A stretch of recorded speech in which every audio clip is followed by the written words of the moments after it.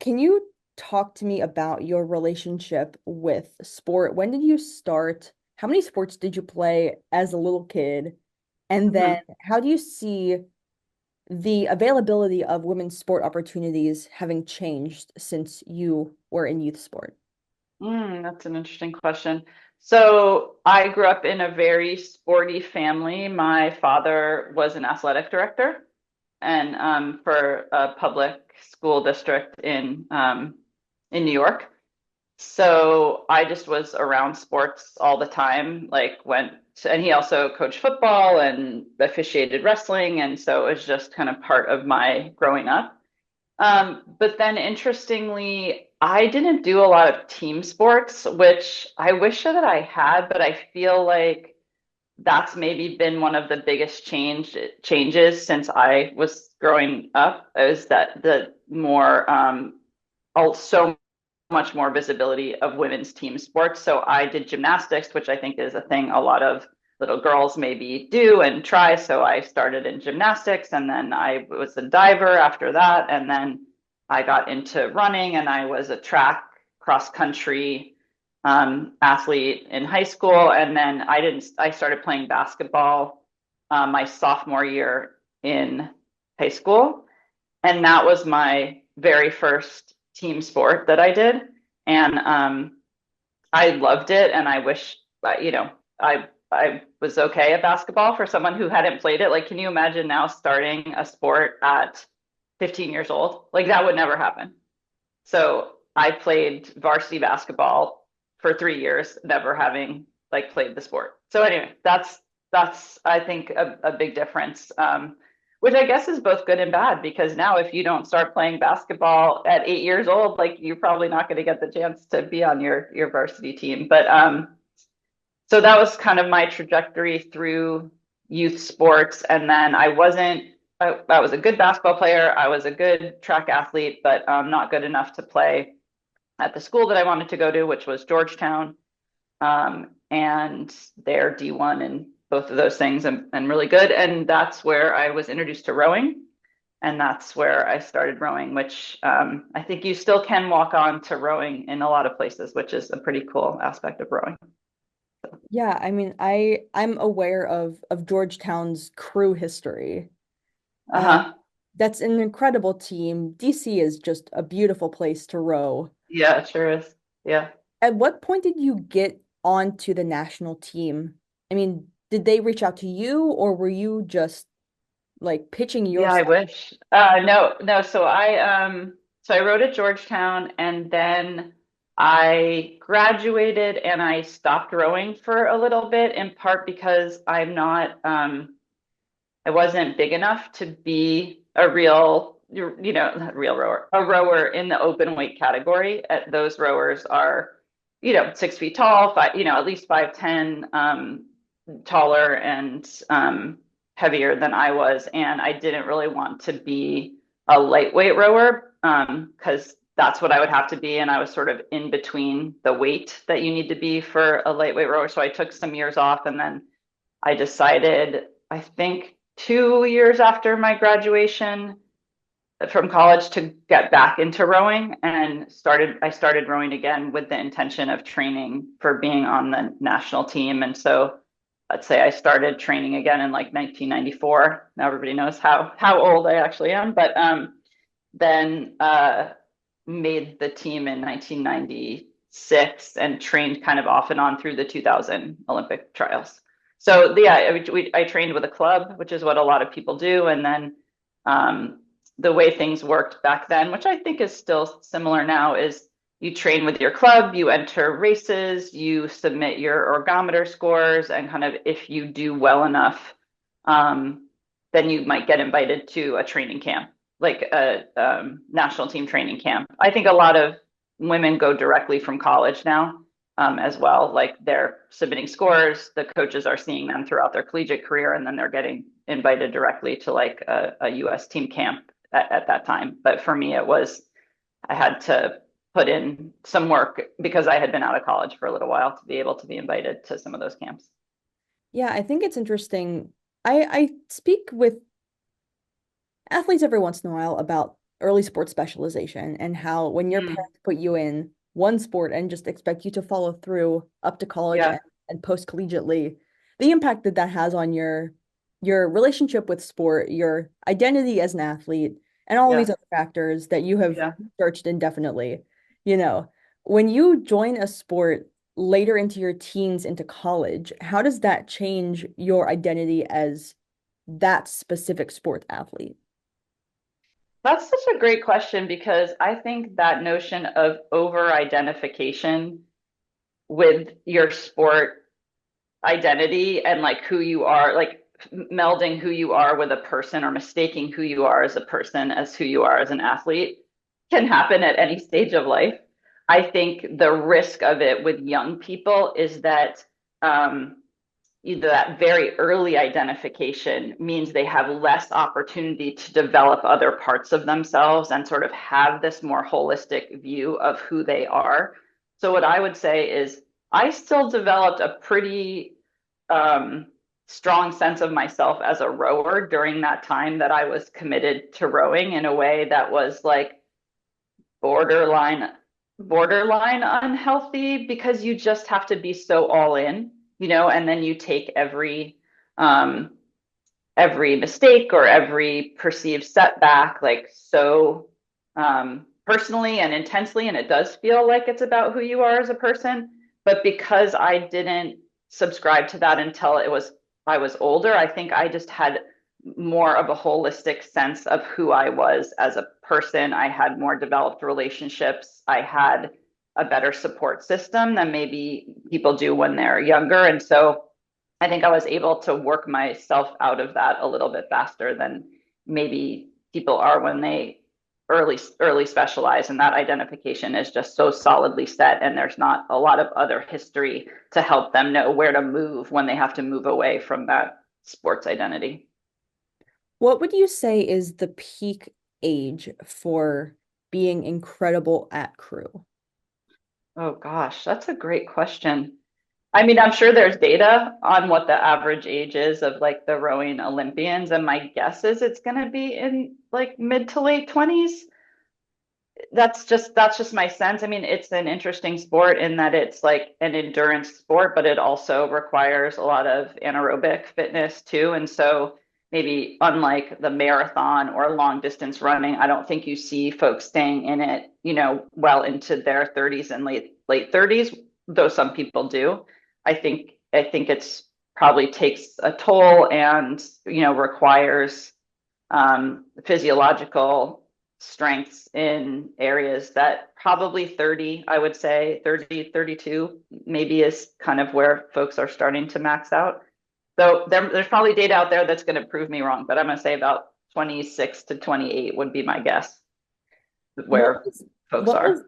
the demographic of the national team when you were on it? I mean, Demographic, did they how? look like you? Did Oh, they have yes. did they Yes. have the crew experience that you did? Did they come Oh, from that's a other good sports and then question. like stumble into the national team? What was the composition of the team at that? Yeah, I mean, just to start with race, I mean, rowing was and still is a very white sport, and it's a sport that most folks are affluent, and that's for a lot of reasons. One is because the high schools and the places where rowing is offered for younger people tend to be like private high schools or folks where there is affluence. So that's, one reason that folks who are getting into it early. Another reason is if you're looking at the other end in terms of like as you come out of college, there's no money in it. So people have to support themselves, right? Or you have to have a support system or a safety net financially to be able to do it. And so there's a lot of things that sort of conspire to unfortunately not make the sport as accessible as it needs to be. Um, so that's generally who is in the sport back when I was doing it, and I think that's changing a little bit now. And the opportunity for college scholarships for women in particular, I think has opened up some doors with regard to socioeconomic status of rowers. But I think we have a lot more work to do to more broadly open the sport to folks. And I think US Rowing is doing some of that work, an organization that I've worked with here, the George Pocock Rowing Foundation here in Seattle is doing some of that work. And there's movement, but it's tough. It's an expensive sport. It takes a lot of equipment. Associated fees are high. And like any amateur athlete, there's not a lot of money in it. So it's a tough road.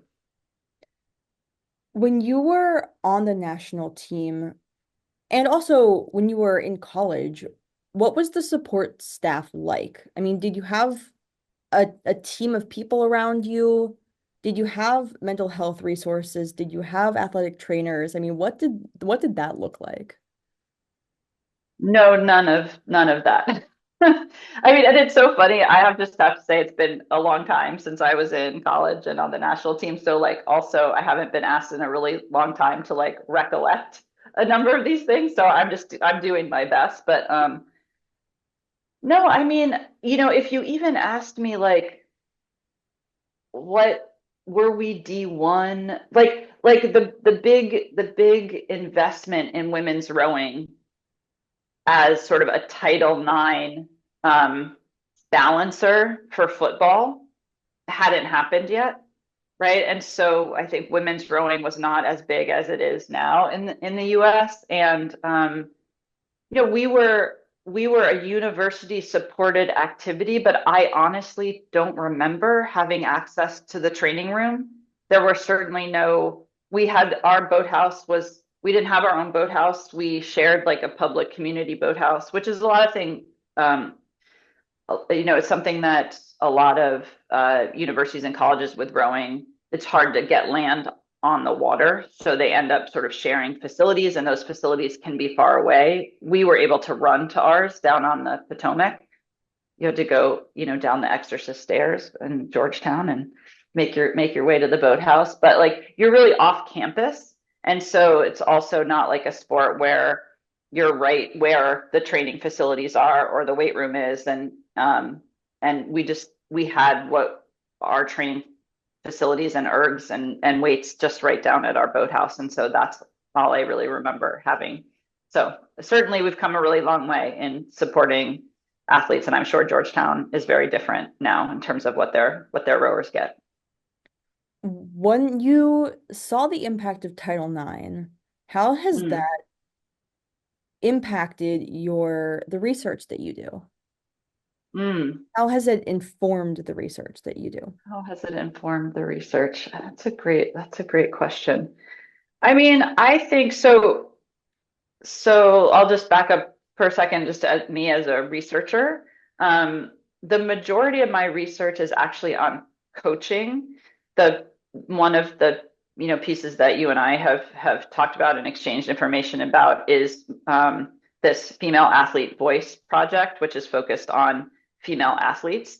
Um, so I will say that though the majority of my work is on coaching, and I'm really interested in, despite Title IX and despite sort of the rise in the number of female athletes and the visibility of female sports, that we still have so few women coaches. So I would say that is something that informs a lot of my work, is trying to understand why it is that we've been stuck for like 20 years at about 40% of women's collegiate teams being coached by women, right? Like it's been 20 years and we're right around 40, 41, 42. I think maybe there was a little uptick this year to 43%, whereas men, about 90 something percent of men's teams are coached by men. So I would say that's something that's really informed my work. And it's something I'm trying really hard to understand and to help create a sports environment that is conducive to women wanting to stay in it and to be leaders in it, so that we can create healthier spaces for female athletes. I mean, I feel like the atrophy of girls in youth sport is something that I talk about rather frequently. Okay. When we're looking at a population of women athletes who have gone to college on scholarships, who are looking for these opportunities, to stay in their sport in some Mm-hmm. capacity, whether they Mm-hmm. remain as a player or they join the support staff in some way or they become coaches. Mm-hmm. How do you see the trajectory of life after sport participation playing Mm-hmm. into what these women athletes do post competition? Yeah, I mean, that's exactly one of the things I find the most confusing is that we have such, increased visibility of, women's basketball and women's soccer, for example, and women's rowing in the United States was a dominant force internationally for over a decade. And yet, if you look at NCAA data specifically, you don't see those folks becoming coaches. You see some of them becoming coaches, but you would think with the investment in women's sports and the visibility that more women would want to move into leadership roles and that there would be that trajectory. And so there are a million reasons why that isn't happening. I mean, I can talk about a few of them. One is who's hiring. We tend to hire people who look like ourselves and are in our network, and the majority of collegiate athletic administrators are male.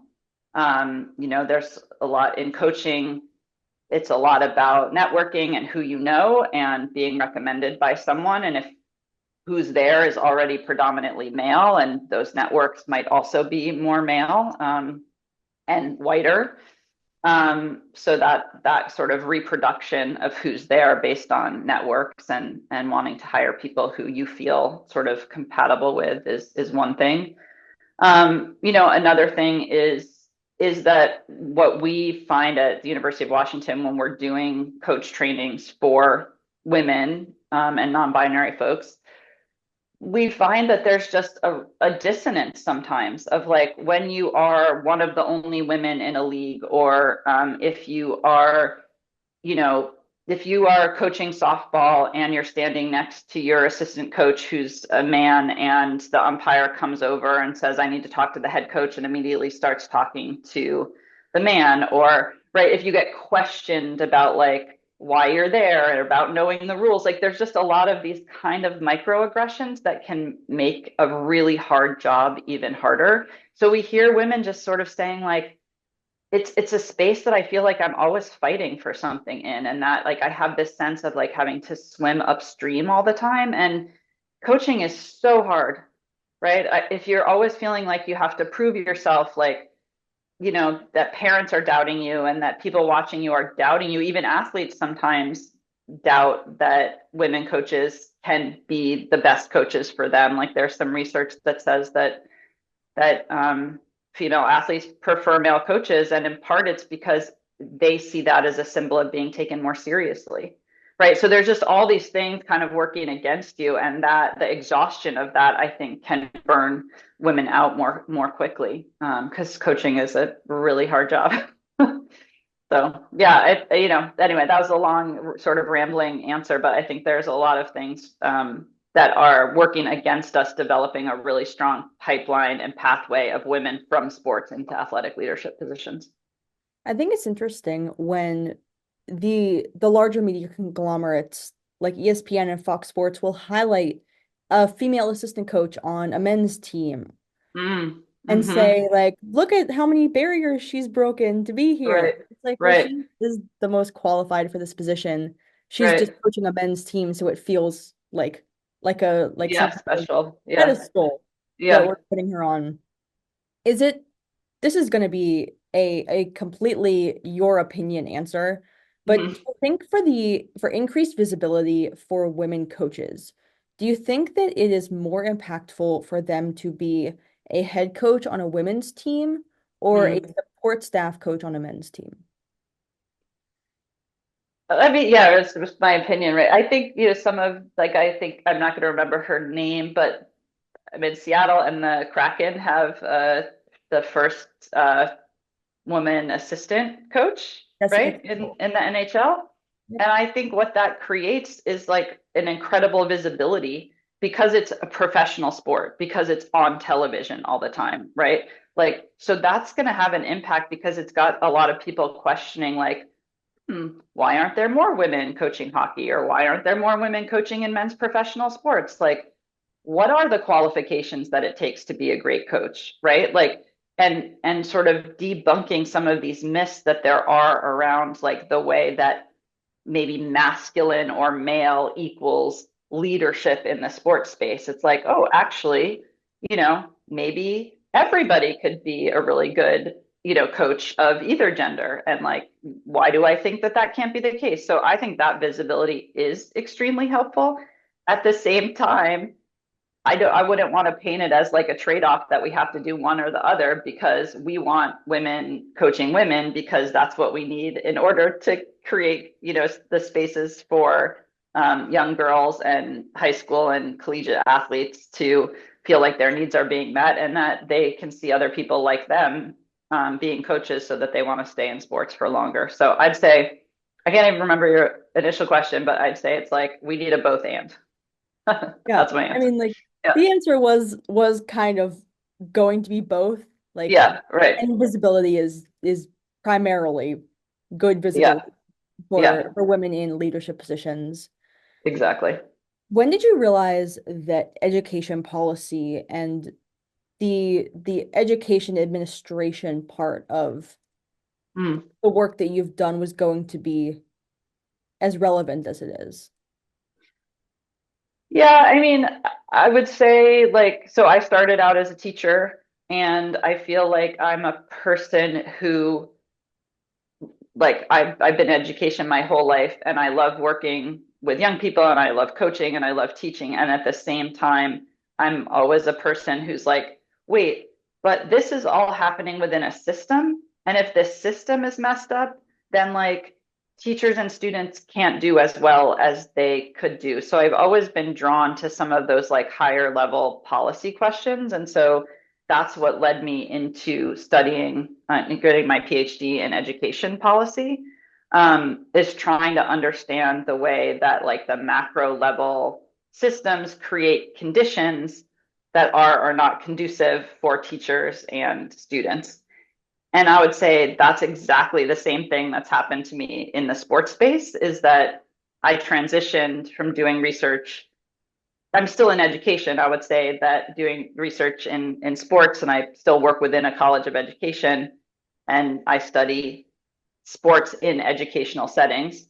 Um, but I started by studying coaches, and then I have become really interested in the policy level work that's like, okay, we can train coaches all we want, but if the system is messed up, if you're training a 10-year-old, baseball coach, like someone who coaches 10-year-olds in baseball and he learns all the best practices in the world, but his program, sends him to a tournament in Arizona on the weekend with the kids and has them play 10 games and, throw too many pitches, like he doesn't have a lot of control over how that works, right? Like the system, again, is kind of not set up to help him do the developmentally appropriate things that kids need.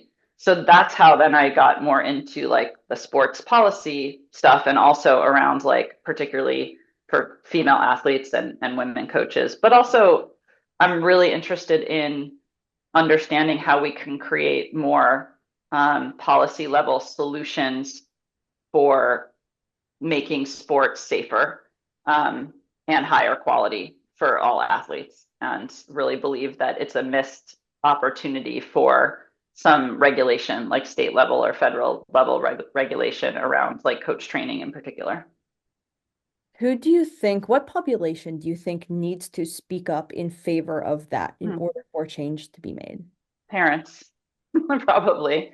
Um, like I do a lot of work in what I would call the supply side of sports. So like talking to program directors, athletic directors, coaches, people who run sports programs, helping them to understand what is and isn't developmentally appropriate for kids' brains and bodies, right? Which is just that's not training that a lot of people in youth sports get. So, right, like helping them understand what best practices are and how they can create physically and emotionally safe spaces for kids.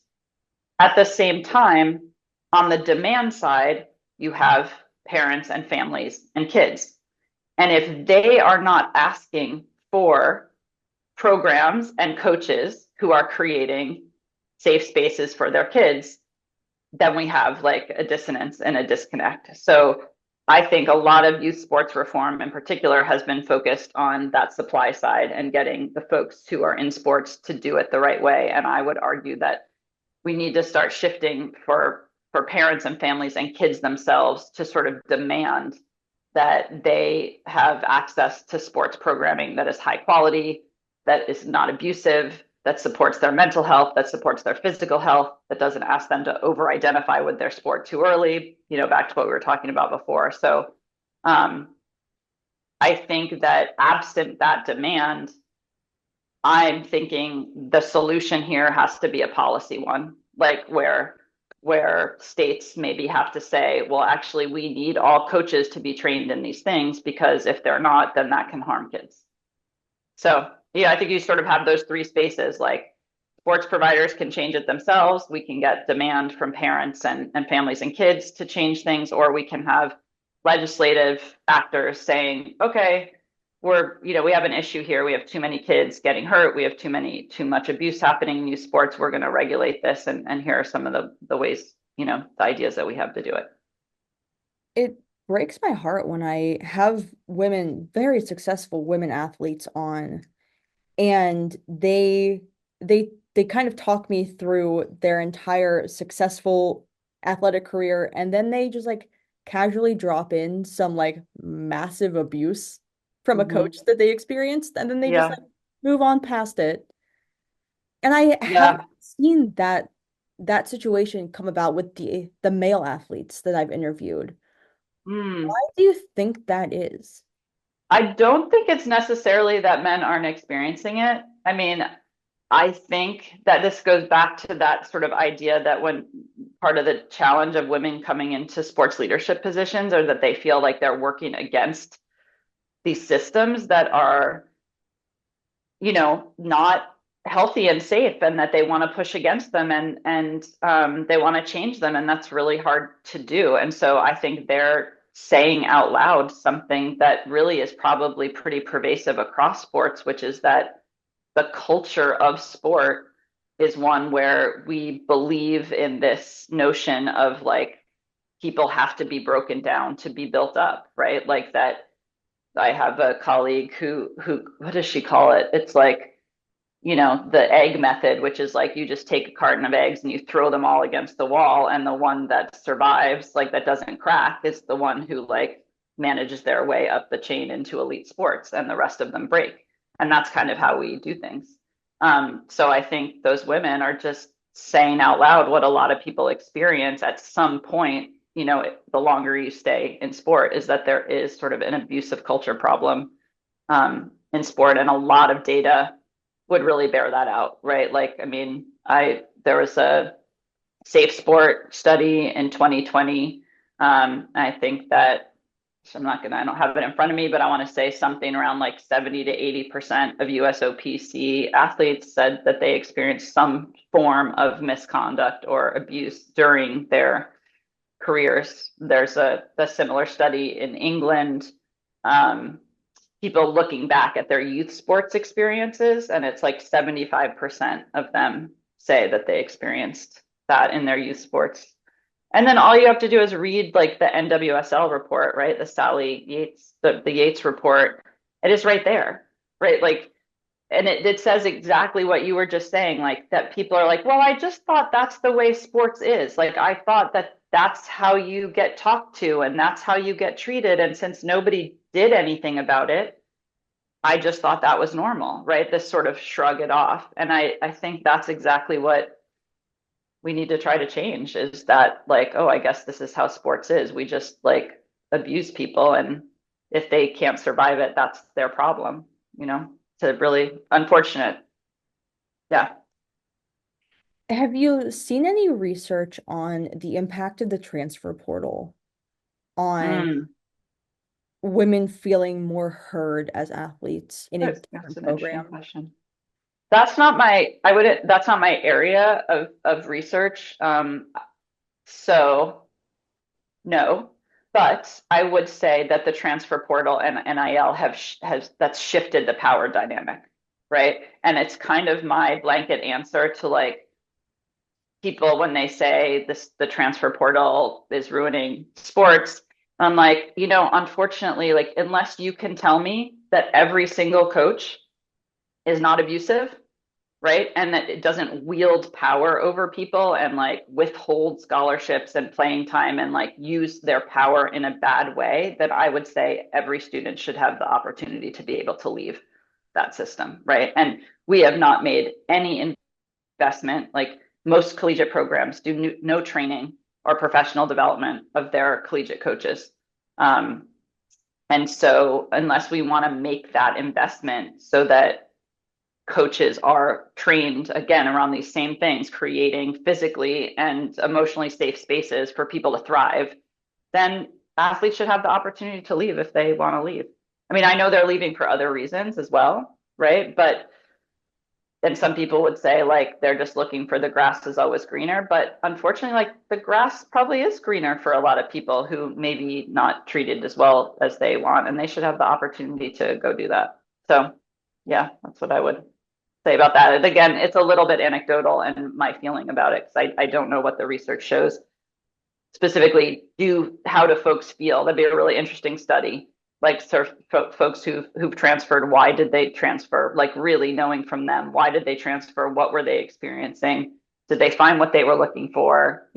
I think that we should do that. Before my next question, there is Yeah. a timer, 5.5 minutes. Oh, Um, oh gosh. Okay. once Yes. that, I do have a few more questions. We will Yeah. probably run out of time. When Okay.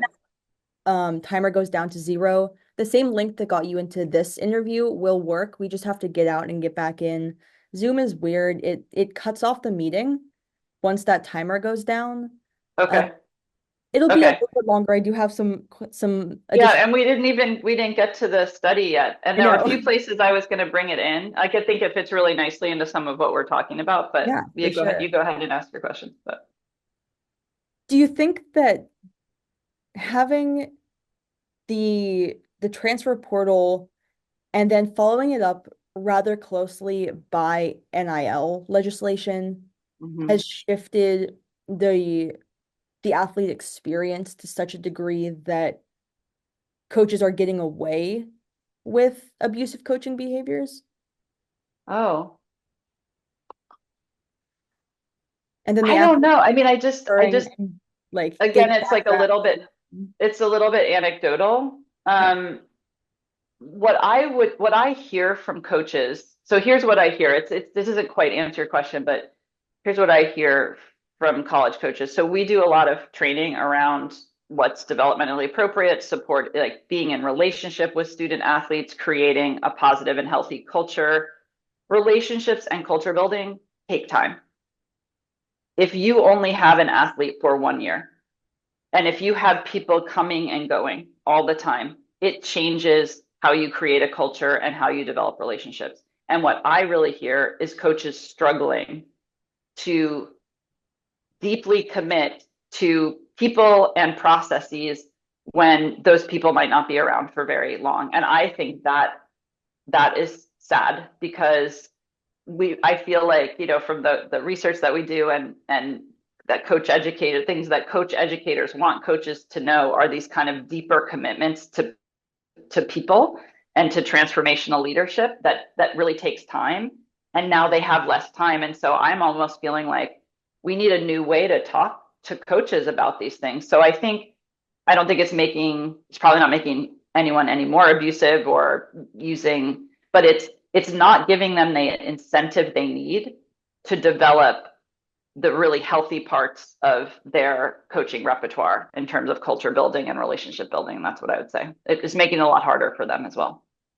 Yeah, I mean, I feel like when you're trying as a coaching staff to define what you want your program to look like, the impact that you want each team to have, you have Yeah, to have complete buy-in. And if an athlete isn't right, given playing time, they will leave. right, There isn't this culture of maintaining within the program to grow and learn and then like as a sophomore, junior, senior get playing time.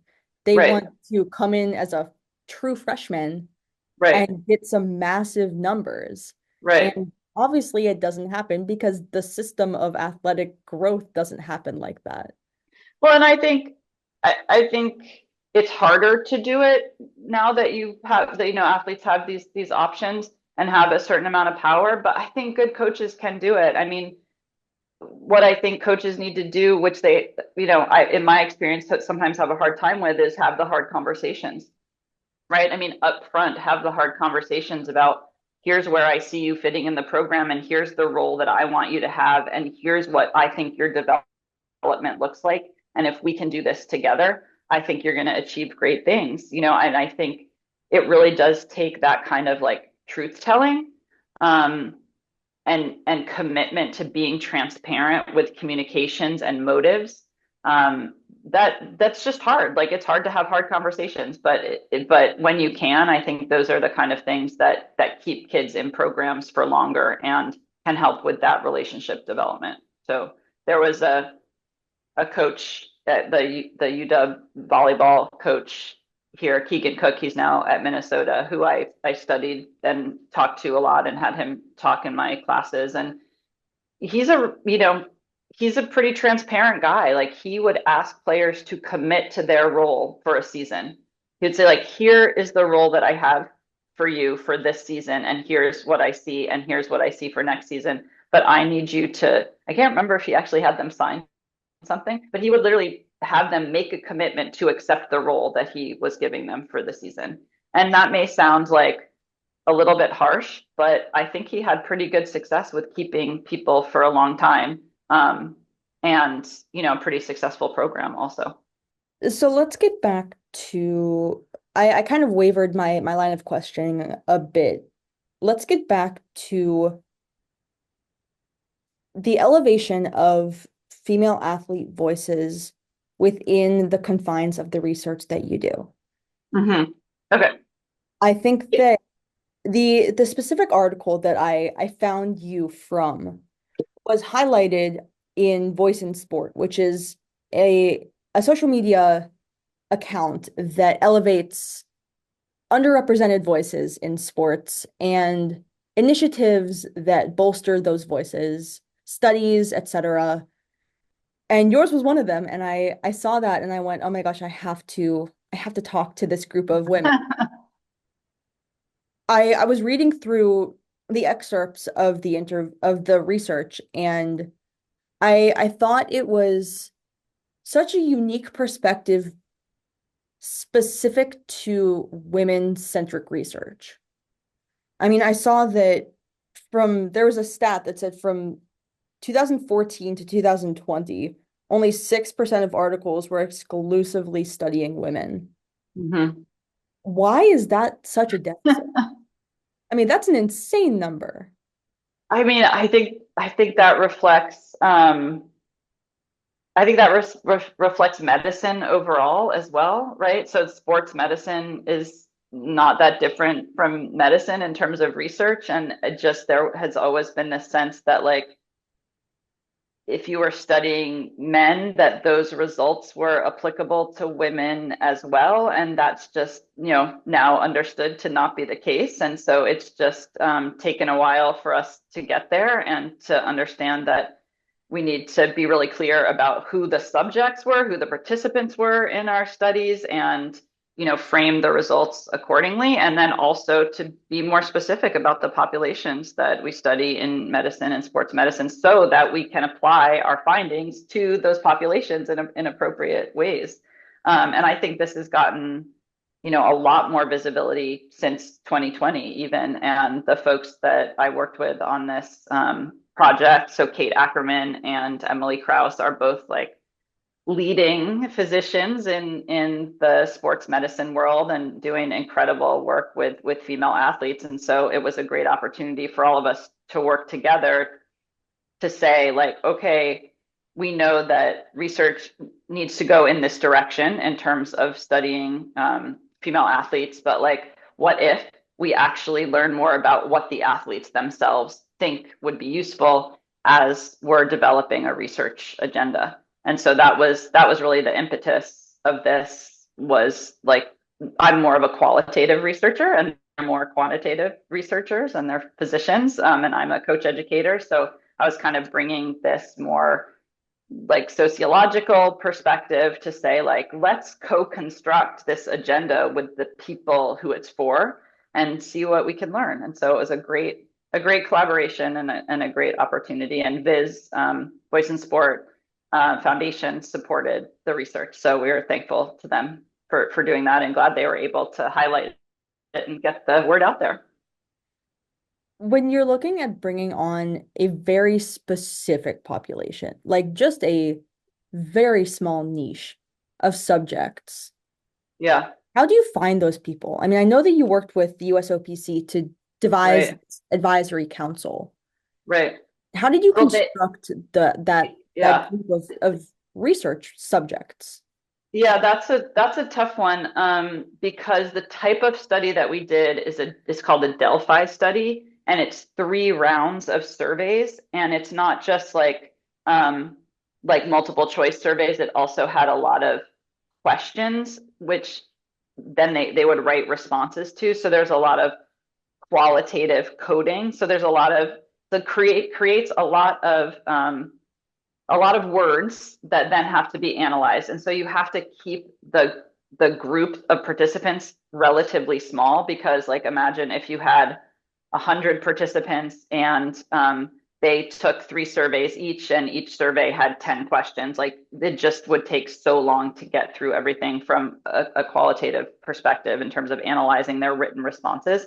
Anyway, that's why the population is a little bit smaller than like a real broad population based, like try to get an exact, random sample of all female athletes or all elite female athletes, that kind of thing. So anyway, just to set the context for why we were closer to like 40 or 50 people. And then you kind of just do your best to be as representative as possible. And ultimately, we did our best, but we didn't quite hit the mark. So, for example, the population was about 80% white, and the population of study of USOPC female athletes is like 65% white-ish. So, and then we had more. There are more summer sport athletes than winter, but I think we were still overrepresented there. We were a little overrepresented in Olympians versus Paralympians, though not as far off as race. So we used the USOPC Athlete Advisory Committee to help us. At the same time, you can't go out and say like, I want you to do the study. I want you to do the study. You need to protect like confidentiality and anonymity. So you can put out the information and say, this is a study we would like you all to participate in. Please participate. But yeah, so you wish you could kind of pick and choose exactly who you wanted, but that gives you some selection bias as well. So you do the best you can to be as representative as possible, and then write about that in your limitations that it's not entirely representative of the population, and a lot of qualitative research isn't necessarily. Do you have a sport that was more willing to do the studies? Um, I don't know that I should like call out specific sports because the population of people in the study is so small that if I started saying like which sports were represented, I feel like it people could probably start picking people out that they thought might be in the study. So because it's a visible population, right? Like they're Olympic athletes. So I think I'll refrain from You answering plead the that fifth on question, that but I will one. say 24 sports were represented. So in 40 folks, we had 24 sports represented. So we didn't really oversample from any particular sport. Though we did have some sports that responded more heavily. Yes, that did happen, but I won't say which ones. Was that number positively correlated with the amount of roster spots on each sport? No, mm-mm, Interesting. no. Yeah, so it wasn't like we had more responses from the larger sports. Yeah, we just had maybe like there were sports that maybe like they all were like, oh, this is really cool. We should all do this, and got to have that conversation. It's also like could have a lot to do with like whether a sport is more centralized or decentralized. And maybe they were all at a training camp together when they got the information versus everybody's training at home. So, that's the other thing. We have a pretty decentralized Olympic system, right? So some people train in centers and some people just train at home. And so also reaching people can be hard in that way. And Olympic training centers are great for reaching folks, but you're not getting everybody that way. What was the conversation as researchers to develop the topics you were going to ask these women Mm. about? Yeah, I mean, that's where I was really leaning on the expertise of my colleagues who are sports medicine researchers. And we brought in, a really good mix of folks who were experts in whether it was nutrition or REDS or mental health. I felt like we had a really good representation across like the range of topics, and they sort of gave their opinions about which topics they felt like were understudied. So, and just as context, like the question was to athletes, um, like how important are these topics for you to have more information about, right? Like where are you missing information that could support your performance and well-being? Right? So it's both performance and well-being. And so they could say that they didn't want information about strength training, for example, because they already had enough, right? Or it could be because they don't think there's enough research out there, or maybe there's enough research out there, it's just not getting translated to them. So like why something could get chosen like really had a range of options. Anyway, that is all is to say from the researcher standpoint, they were saying like here are some topics we think that either don't have enough research or that research isn't getting translated to athletes. And so we all came up with a list of 17 questions. It was really hard to get it down from um, even from like 25 to 17, but we managed to get it to 17 topics to start with. And then that ended up with the 14 topics that we landed on at the end. Do you have what those 14 are? I do. Let me see. Okay. I mean, there's like the shorthand. They all have really long descriptions, but I'm just going to read you like the shorthand version. So, menstrual cycle symptoms, recovery, birth control, mental health, fueling and the menstrual cycle. So it's slightly different from the menstrual cycle symptoms. Fueling and hydration, physiology and performance. So that's like about physiological testing to attain peak performance. Mental health and sports performance. So that's really like interesting because we already had one on mental health, and that's really about tools and strategies to support athletes with or without mental health diagnoses. And then this other one on mental health and sports performance is helping athletes understand. They were very interested in understanding the distinction between like mental health and mental training for sports performance, and having tools for both of them, and like research on understanding like how were they related to each other. Okay, sorry, I'm describing some of them too much. Team dynamics, low energy availability and REDS, institutionalized sexism, which we should go back to that one because if it sounds like an outlier, there's a reason. Pregnancy and postpartum, injury management, and strength training. And again, each one has like a bigger description to it, but those are kind of the headers. Before we get to the behemoth Sorry. that is institutionalized Yeah. sexism, let's talk a bit about the distinction that these athletes made between clinical mental health and Right. performance signifying mental health. Yeah. That's an interesting issue that was described as two separate scenarios.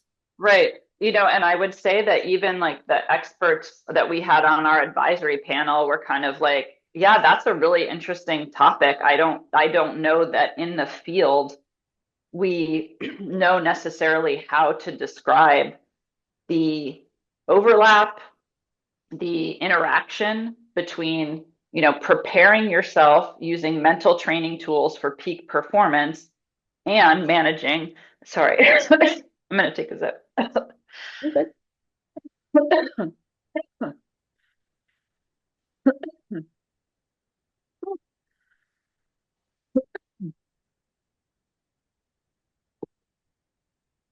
All right.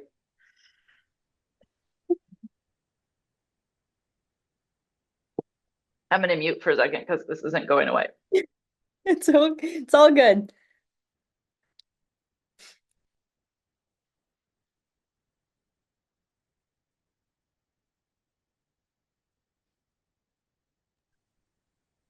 Okay, I can start that again.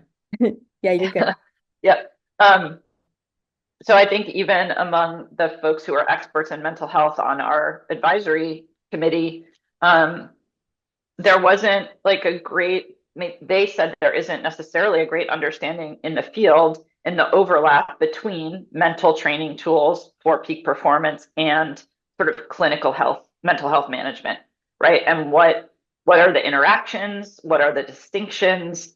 Um, and so that was kind of new to me, right? Is like thinking about that and athletes uncovering that, I think is really interesting and how a Delphi process works. Like they're writing responses to the topic. So you have a topic that we had probably a more general mental health topic, and they would say like on a scale of 1 to 5, how important is that to you? And then justify that to us, like tell us why you think that's important. And then in those justifications, they might say things like, yeah, this is only a 4, this is only a 3 to me because I'm really more interested in something around sports performance and I want to understand the distinction there, right? Or they could also suggest new topics. And so in those two places, in the justifications and the suggestions of new topics, we saw bubbling up this kind of confusion or desire to know more about like those two ideas and how they work together. So I think that was maybe one of the like more unique findings in the study, was that those were two distinct topics, was mental health and specific like um, tools and strategies for mental health um, management, and then also this distinction between mental health and sports performance. I think it's interesting that because of the type of study that you conducted, you uncovered a fair amount of topics that you kind of didn't plan for. Right. Yeah. Yeah, right. And that's what's so great, I think, about the Delphi study and this kind of using both the quantitative like rating system, but also the qualitative, the sort of opportunity for actual athlete voice. I mean, that's what I love about it is that they get to tell us like, no, you're missing this, or I would really like to know more about this. You know, and here's my justification for why this is or isn't important to me. So that's the part that I love about it. And so 6 of the final 14. So you'd asked before, like we chose a list of 17, and then that got it ended up with 14 topics, but 6 of those 14 topics were generated by the athletes themselves, right? So they were new; they weren't part of the initial 17 that we had put on there, and and that is a really cool, you know, thing about this methodology. And back to the institutionalized sexism piece, we started with what I would call like a biopsycho frame. Like what we put on there were like biological, physiological, and psychological kind of topics. We did not include sociological or environmental topics. And and yet they came up. So that's where this sort of what we shorthanded as institutionalized sexism and team dynamics, those were the two that I would say are more sociological in nature, where in terms of institutionalized sexism, there were just a lot of notes and suggestions about like, I want to understand like how having an all male coaching staff and support staff is impacting my performance and well-being. I mean, that's sort of it in a nutshell. Or I want to understand how, like, back to our previous conversation, how male leadership in the sports space and systems being designed for men is impacting my performance. And so that's really sort of like the macro level of all this, right? If what we're seeing is like not enough research about women, people feel that at like a sociological and environmental level is like this system, this space hasn't really been built for me. And I think that might like be impacting me in some particular way. So they had that question, like,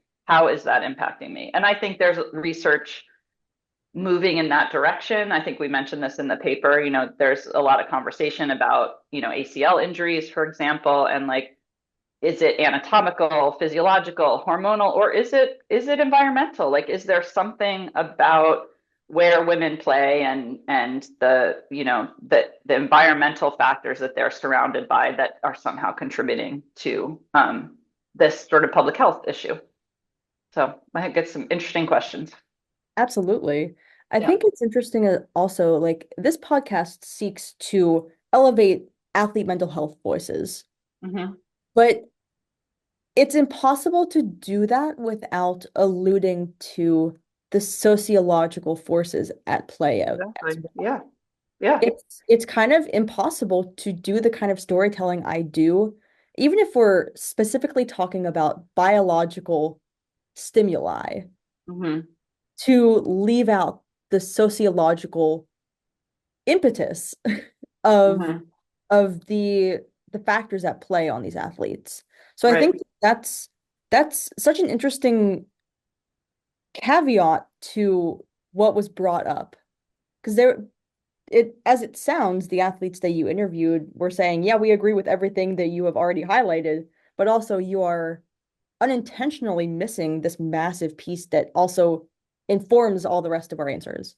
Yeah, right, informs all the rest of our answers, and that I somehow feel on a daily basis that is impacting my performance, right? And my well-being. And it goes back to you saying about your about the people that you interview, these high performing athletes, like they just sort of mention, oh, and also I had to manage this like horrific, year or 2 years of working with this coach, who was, emotionally abusive or, created a lot of trauma for me, right? And that's sort of part and parcel of this, and we can't discount it as like really having something to do with the way folks are experiencing sports. So I'm really glad that women brought it up because it feels like an outlier in here, but it's really the main thing almost, right? As you put it, it's sort of like the thing that has created all the other situations. And as a coach educator, something that I think about a lot is like we talk a lot about wanting coaches to know about REDS and low energy availability and the menstrual cycle. And I think that is great and they should have that knowledge. But if pedagogically they're still utilizing techniques and tactics that are unsafe, right? Are like you're going to run until you throw up, right? Like I learned about REDS or I learned about menstrual cycle, but like I'm going to, do a boot camp for the first week of um, practice because that's what's always been done. And I want everybody to know, like, I want to know how fit you are and I want to just see how hard you can work and who can make it. Like, we're creating a climate and a culture that's just not conducive to performance. So we have to like take the physiological and biological understanding of people's health with like the pedagogical way that we coach and the systems we create around them to support them. And so I think it's great that this research came out with kind of the both and on that as well. So we don't they're not separate. They're the same thing. People can't thrive physically unless they're also like thriving emotionally and mentally. So I think that in a time period in the US that is so determined to minimize women's health voices, wink, wink, nudge, nudge, we're talking on election day, which on maybe election day, yeah. maybe people don't know. So yeah, yeah, here we are. The impact of a study like this that is specifically women's health related, Hmm. it speaks volumes to what these Hmm. women are looking for more information about, more availability of. Yeah. I mean, and I will say, like, there's just a huge federal government women's health initiative that was just launched in the last year. And Melinda Gates just launched a huge women's health initiative. So I think maybe in response to the political climate, like we're starting to see both some public and private investment in women's health. And, you know, to the extent that like this has like obvious parallels in the general healthcare system, right? Like institutionalized sexism is impacting women's healthcare writ large, right? It's not just about the health and well-being of female athletes. It's about the health and well-being of women in general, particularly around maternal health and well-being, right, which is really being impacted. And so it's the political, the social climate that creates what we see at the micro level in our healthcare systems, that we have to attend to as much as we have to train people specifically to have knowledge about women's healthcare issues. So I think there's really good parallels there. It's a good point. Of those interviewed, how many roughly, approximately, because like you were saying, if you say the exact number, we can probably track them down. Yeah. Approximately what percentage of those interviewed are moms? Oh no, it says in there, I think it was, I don't know if they're moms. There were six of them who had ever been pregnant. So six of the 40 had experienced pregnancies, but we again we didn't know beyond that, like whether they had kids right now or not. So Did they answer differently to the they did. health-based questions?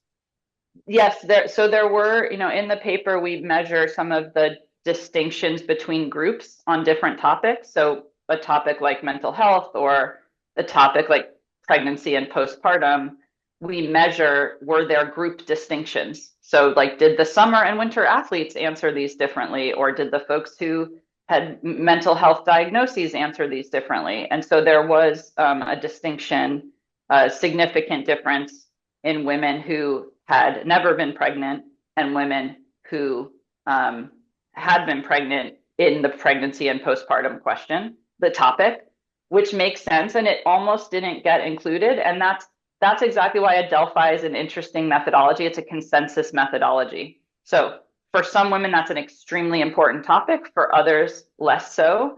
But what we saw around that topic was that its inclusion in the justifications we saw in later rounds was women athletes saying things like, it's not important to me right now, but I can see why it might be in the future. And in reading others people's responses to this question, like I can see I want to support other women athletes so that they can continue their careers.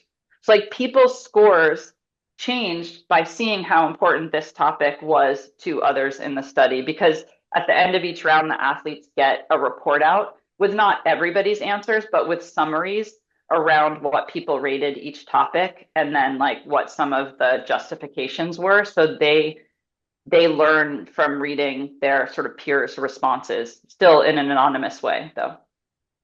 What was part of the findings that surprised you the most? I mean, I think we've hit on, some of the main ones, which were the institutionalized sexism and the team dynamics, these sort of social and environmental factors coming out of something that started very much having a different kind of more medicalized framework. Um, and then also that distinction around mental health and sports performance. I think the other one might be that there were fewer distinctions between groups than we might have thought, right? So that like I talked about the one between people who had been pregnant and not been pregnant, that there was a distinction around pregnancy and postpartum. But the other two that remained throughout the study that we sort of never got rid of these statistically significant differences between groups were mental health tools. There was a distinction between summer sport athletes and winter sport athletes, with summer sport athletes rating that higher in every round. So for summer sport athletes, the mental health tools were like just more important, 4.6 in the end to 4.1 for the winter athletes. So that's just interesting. We didn't really have a way to explain that.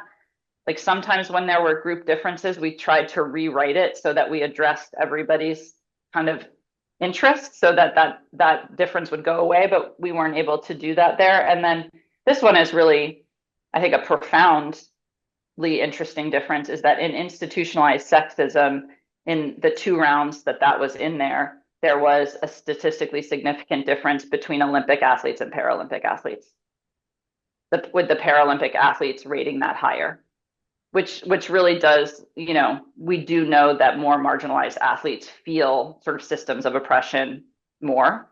And so that's an unfortunate one, but it's a distinction I think it was good that we were able to raise. And it was also maybe a little bit surprising. Yeah. Wow. Sorry, I'm gonna interrupt you. Like my charger stopped working, so my computer's about to die. Oh Okay, there we no. go. No, I got it. Okay, we're back on. Sweet. Okay. Yep. What kind of groundwork do you think a study like this gives for the future of women's voices in Mm. studies like this?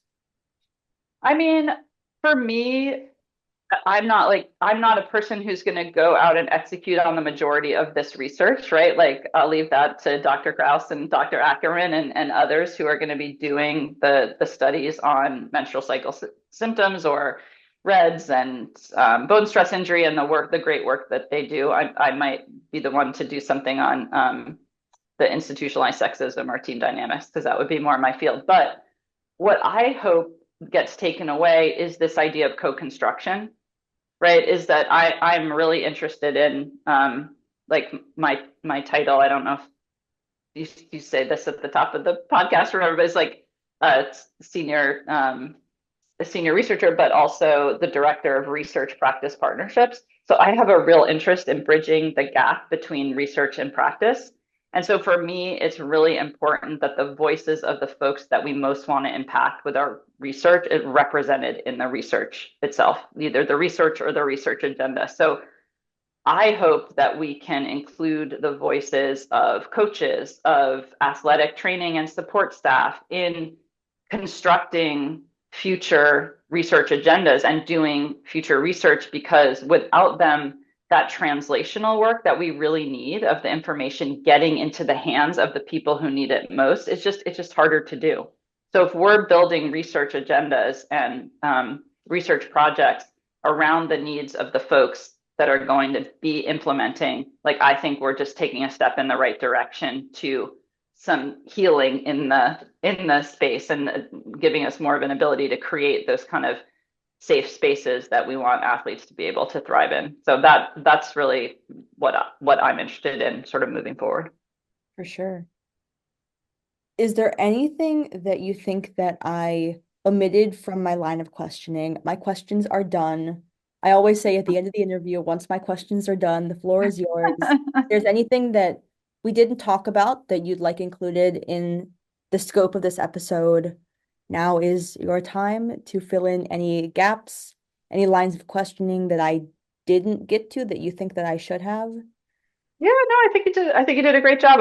I'm glad we got to do the part about the study at the end, and I actually thought it connects nicely back to some of the other questions that you asked earlier. I mean, I have a whole other set of work around play equity, and not just like the lack of safety within existing sports systems, but like who's left out of sports systems. But I feel like that's probably a whole other topic.